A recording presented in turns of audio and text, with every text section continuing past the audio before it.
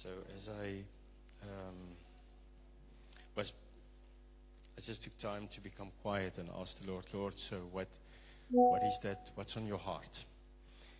And I think I said yesterday I think I said to Alex, I wasn't sure. I said I would love to preach on my life verse, you know. Every one of us maybe have, or some of us have a verse or two or three or five that is special to you. You know, the Lord spoke to you years ago. And I just felt the Lord guided me differently. And I want to just talk to you not long, but short today, about a key, the most important key, the most important virtue, die belangrikste aspek van ons lewens, that will not just unlock growth and a real intimate knowledge of Jesus in your life, but also bring about fruit that would not be of yourself. It will be of God. And that key is humility. Nederigheid. So, Andrew Murray says that humility ranks as the most important virtue in the Christian life. It is the foundation to build any other virtue on. Wat is virtue in Afrikaans? Wie weet? A deug.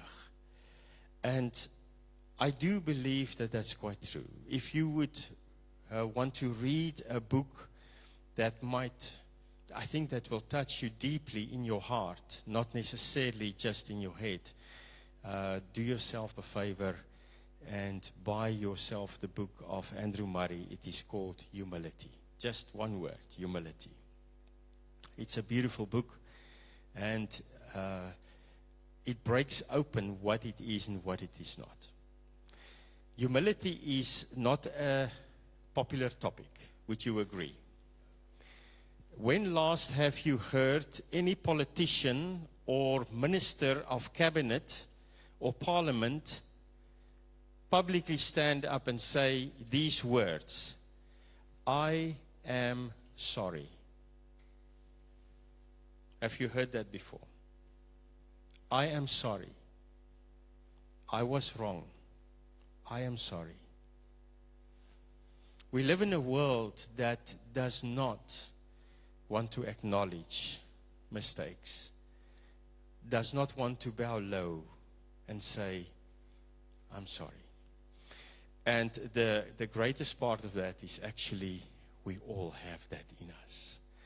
Who finds it very easy and natural to say, I'm sorry, if you're convinced you were right? Anyone?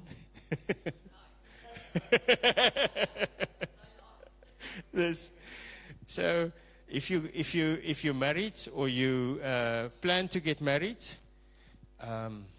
Marius, Vian, Christian, okay, you guys will find out quickly.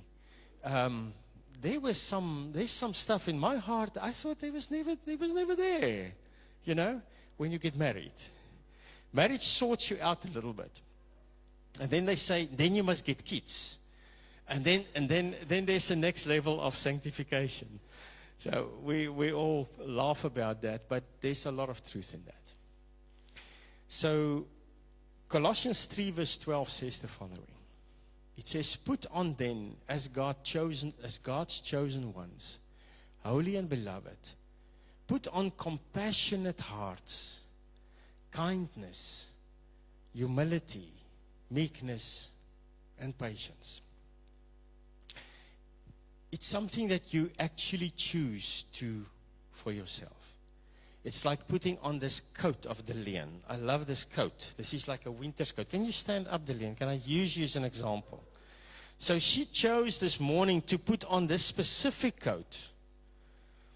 And the Lord says, when it comes to humility, you can choose, and you need to choose to put it on. It does not come naturally.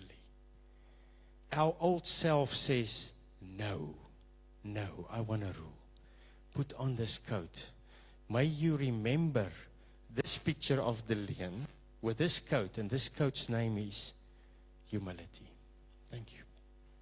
So, humility, what is it? It is a lowliness of mind. It is a posture that says, I will not think much of myself. I will think more of other people. I will prefer other people. I'll put them before me. Our sinful nature does not like that. And we all can agree that that is something that's a daily struggle that we need to put to death, our old self, and allow Jesus to live in us. Josiah is how old now? He's 10 months. Okay, so maybe he has done it, maybe he hasn't. But we know that all of us have Jotham and Joaz. Joaz is how old now? 2. He's perfect example. Nicole, has Joaz made himself, identified himself with this behavior? Mine.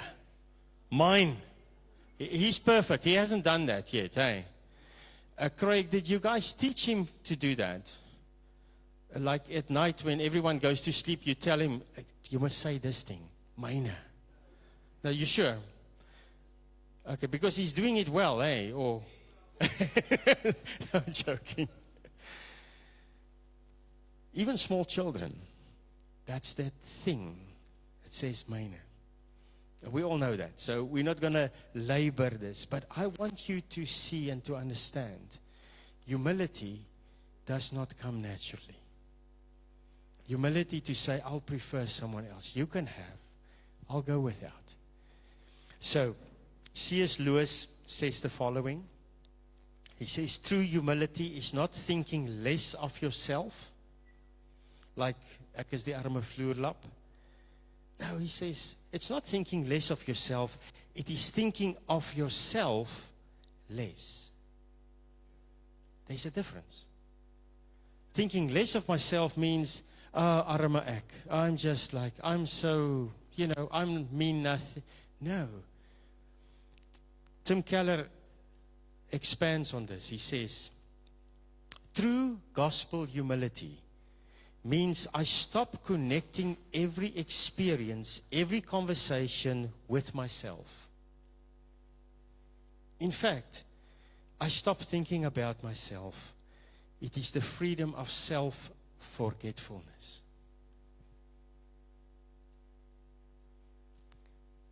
That's a big challenge for us. Jesus describes in Matthew 5 verse 3 the kingdom of God. He says, blessed are the poor in spirit, for theirs is the kingdom of heaven.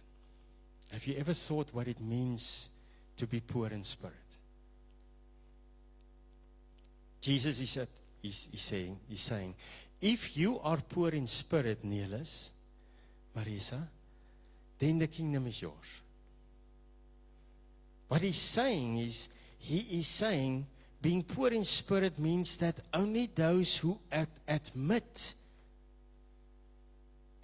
their absolute bankruptcy of spiritual worth and complete state of loss can inherit the kingdom. If I do not absolutely come to the place and say, you know what, hier binne in my, ek's bankrot. I have nothing to give. I have nothing to give. Jesus says, there's good news for you. If you realize that, the kingdom of heaven is yours. It's a beautiful thing. You see, when we come to Christ as sinners, we there should be a realization that I'm lost. I can bring nothing to Him. There's nothing I can offer Him to earn anything, any merit or get into God's good books. There's nothing. Come to church every Sunday of your life. It's not going to cut it. It's not going to cut it.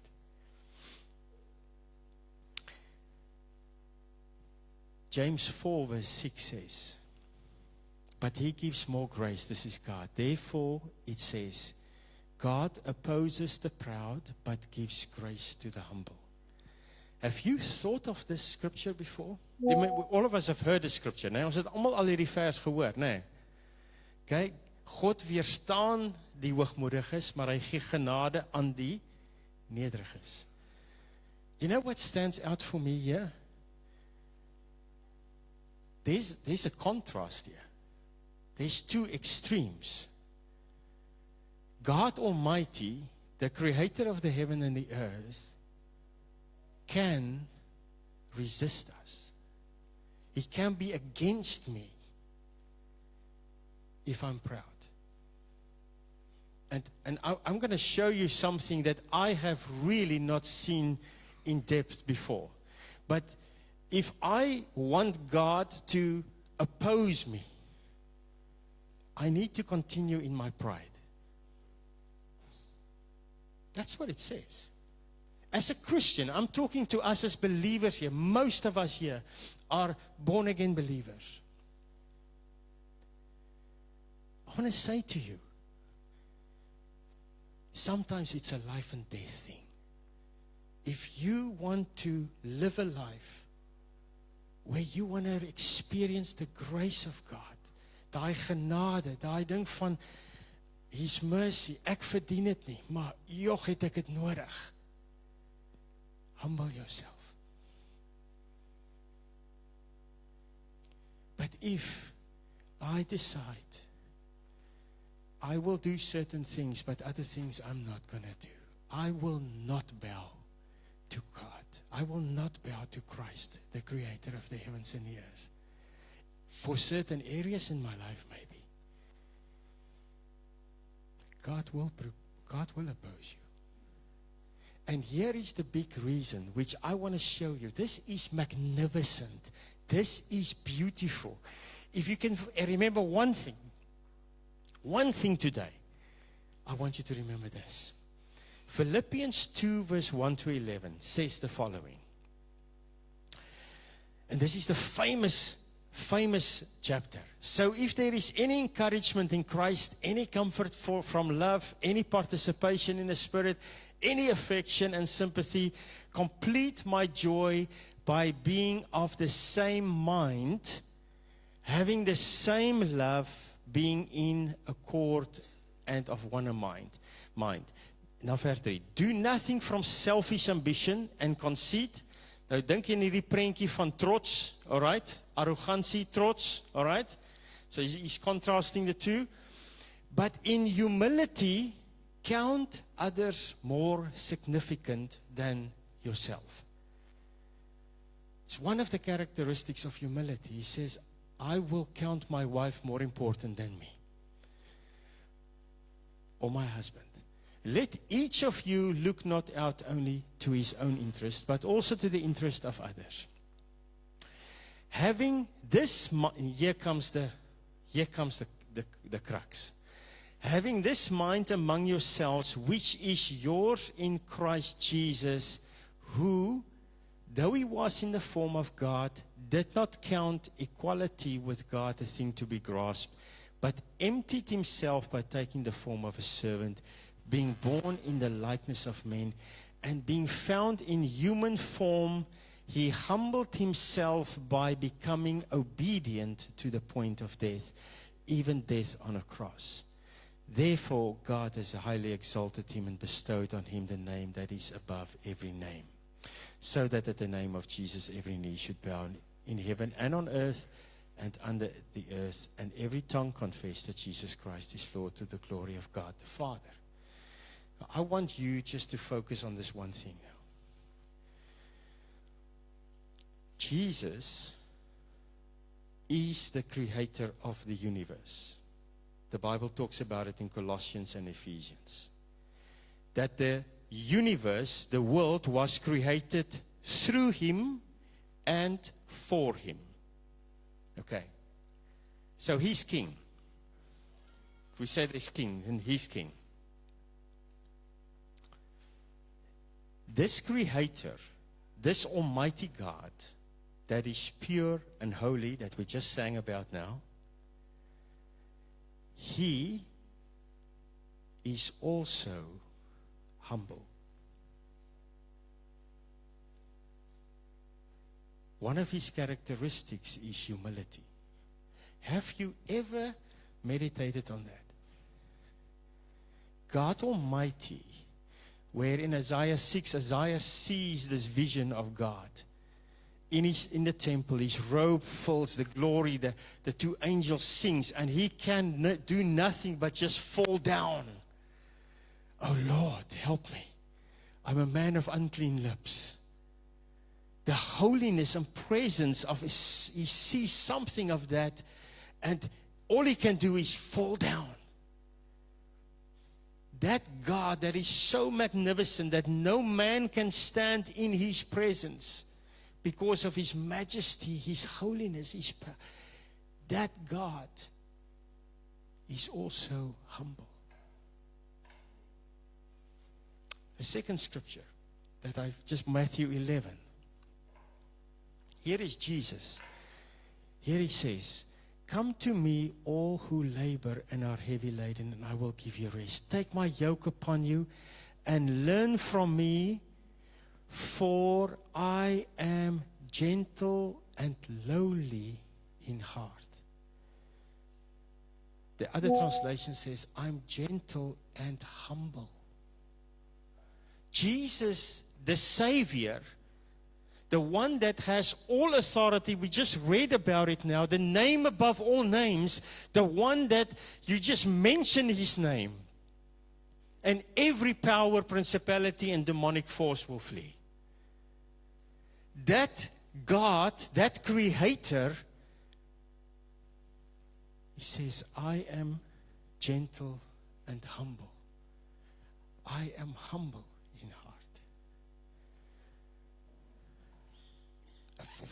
It boggles my mind. Can I say that? I pray that we will understand that the God that saved me and you will actually, we understand that He's a God of humility. That is why humility is such a key for us to grow spiritually. That is why humility enables us to forgive others when they don't deserve it. That is why we need to clothe ourselves with this coat of humility in order to love others and forget about ourselves, and so become children of our Father in heaven, because His Son has actually come and modeled it. Humility is critical in our lives. To value it, but I can tell you this one thing, and you will agree with me. Hierdie vleisboks, hierdie ou natuur, ek wil dit nie hoor nie. Leave me alone. Leave me alone. Ek wil Jesus aanbid. I struggle in my flesh to deny myself and take up my cross and follow Christ. But if you want to truly grow in godliness and character, this will be your biggest key and biggest challenge. All of us. Can I say I'm sorry? How much will it take for me to say I'm sorry and acknowledge?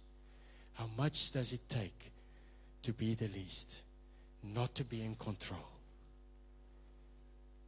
to turn the other cheek? So, I'm at the end. Someone said, humility is nothing but the disappearance of self in the vision that God is all. I want to repeat that. Humility is nothing but the disappearance of self in the vision that God is all. Isaiah 6, Revelations. So when we see Him, when we behold Him, we will say like John the Baptist, I must decrease and He must increase. You see, He is the one that is life. Jesus does not offer us life, and He does not offer us truth. He says that He is truth. The person of Christ is truth. And the person of Christ actually embodies eternal life. Okay? So, last thought. Galatians 2:20, Afrikaans en Engels. En nou is dit nie meer ek wat lewe nie, maar Christus wat in my lewe. So someone died, right? Who died here? I died. I died with that death by faith in Christ when I was baptized as well as a symbol. Die lewe wat ek nou nog hier lewe, leef ek in die geloof in die seun van God wat sy liefde vir my bewys het en deur sy lewe vir my af te lê. And in English it says, I have been crucified with Christ. It is no longer I who live. It is no longer I who live, but Christ who lives in me. And the life that I now live in the flesh, I live by faith in the Son of God who loved me and gave Himself for me. If we can go and meditate on this verse, man, I tell you, you will discover the beauty of Jesus. And where He says, I have so much for you, but that so much, those dreams, can only come to pass. The purposes I have for you can only come to pass when you die.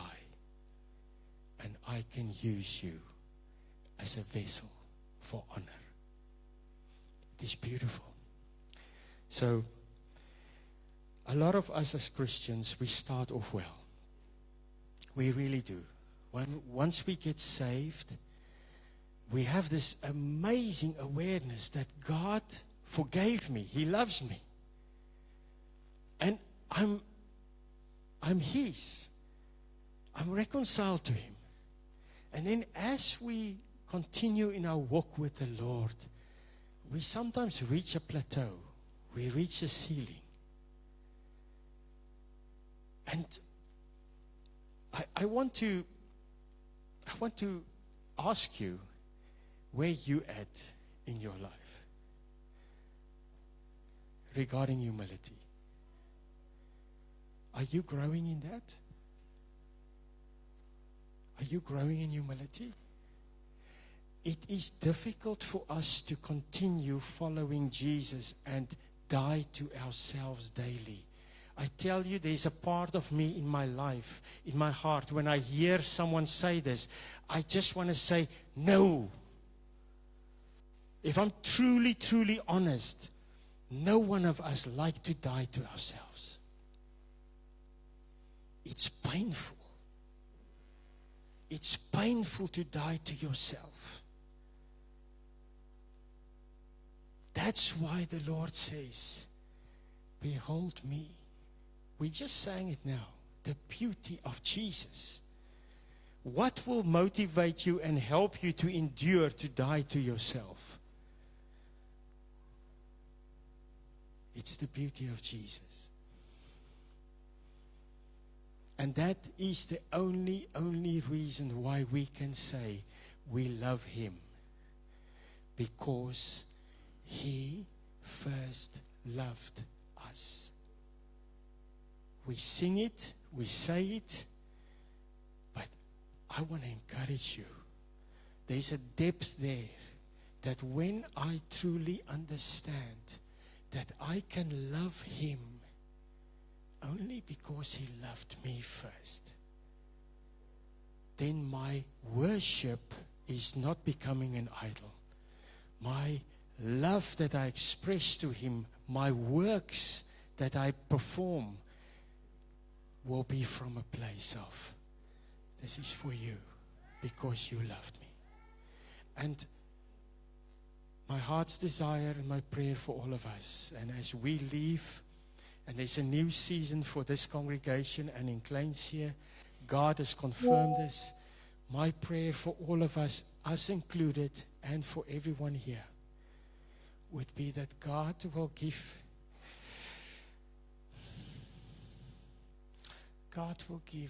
everyone a revelation of the cross.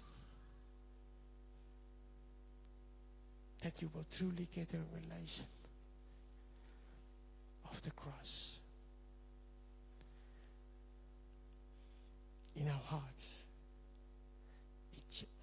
It will change us. And then humility is so much easier to grow in, because we know that He's everything and we are nothing. And that's beautiful. That's beautiful, because then He can fill us to overflowing, and we can decrease more and more as we walk with Him. How beautiful is that? There's a beauty, and I can tell you, many of us sit here and you have a desire to honor Jesus. You have a desire to follow Him. You have a desire to do the right thing. God sees that. God sees that. And He says, I want to use that. Your key to growing in that, humility. Take that coat. He says, humble yourself in the sight of God, and He will lift you up. You know, it is a werkwoord, nee? Yeah? It's a verb. He says, humble yourself, put on humility. You can choose it day by day, and that's one of the main ways how we can grow in becoming true children of God. And then, when our hearts are soft, we're willing to say, I'm sorry. It doesn't take an argument necessarily, and I've not arrived there. Sure, you will experience that your insecurities that causes us to have pride. I want to be in control. I want to do this. I'm afraid. It disappears like mist. I want to really encourage you today. Trust Jesus when He says to you, come to me, all who are heavy laden. I will give you rest. Learn from me. And the coming to Him is a challenge. But you know what is the next step? Is learning from Him. He says, learn from me. You come to me, and then He says, learn from me.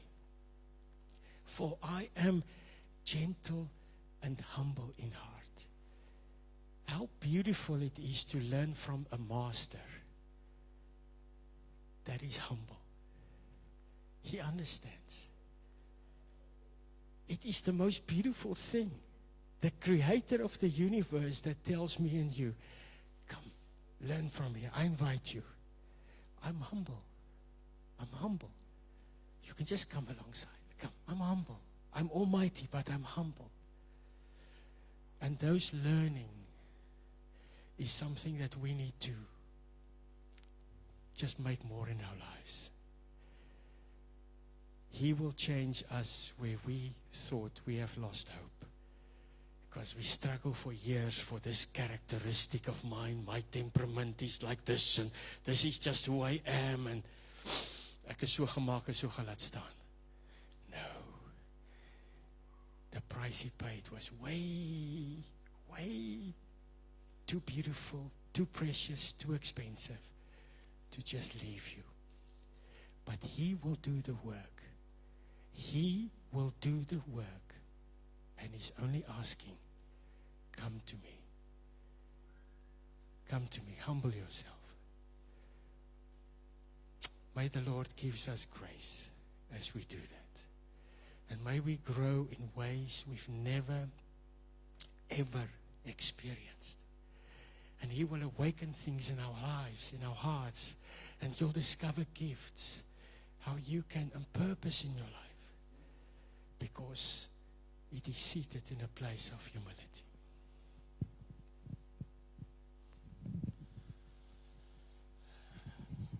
Just be careful. Thank you, Neelis, to honor the preach. That which was said now. Can we just say thank you, Jesus? Just say thank you, Jesus, with me. Thank you, Lord. Thank you, Holy Spirit. Thank you that you are the one that convicts us of sin in our lives. Certainly pride is strong, still strong. It might be in everyone here in some way or form. Thank you for convicting us. Just show us if there's a blind spot. Just push through, Holy Spirit, and just show us if there's pride hiding. Here, as daar 'n blinde kol is, ons sien dit nie raak nie. En daar is nog trots in ons lewens.